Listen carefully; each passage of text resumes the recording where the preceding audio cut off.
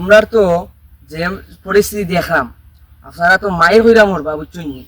কখন আপনারা কিতা হইছে জায়গাটা লইয়া কি বিষয় হইছে একটু বিশ্লেষণ কইন প্রথমে আপনি কইন উন্নয়ন মরিল সাহেব সরজমিনে জায়গা হইল 29 শতক আর 70 শতক বিক্রি হইছে এর দ্বারে আমার সুনামার দ্বারে বিক্রি হইছে আর 1 শতক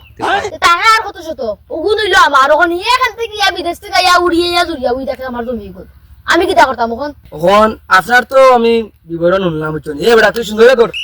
ওই থাকে এখানে অন্য কর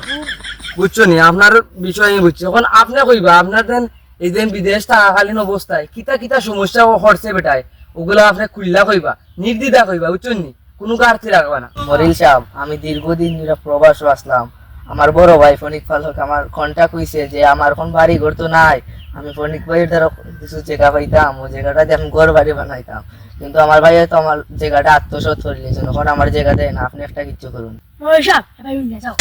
তার কাছ থেকে কিছু মালখানের খায়ালিয়া সারা সমান হয়ে যাইল এখন আপনার দুজনের তো বিবরণ আমি শুনছি যে জায়গা জমি লইয়া বহুদিন ধরে আপনারা বিরোধ করতে বুঝছেন তখন দুজনের স্বাক্ষর লাগবো স্বাক্ষর দিলেন বুঝছো নি ও জায়গাতে আপনি স্বাক্ষর দিলেন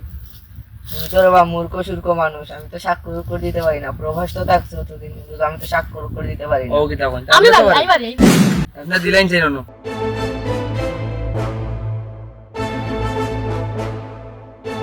এখন এনে তো আপনি তো কিচ্ছু মাথার নাই দেখা উনি জায়গার মালিক তাই যখন সিগনেচার দিলেছেন আপনি তো না জায়গার মালিক নাই বুঝছেন নি আমি তো বাবা মূর্খ সূর্খ মানুষ হচ্ছে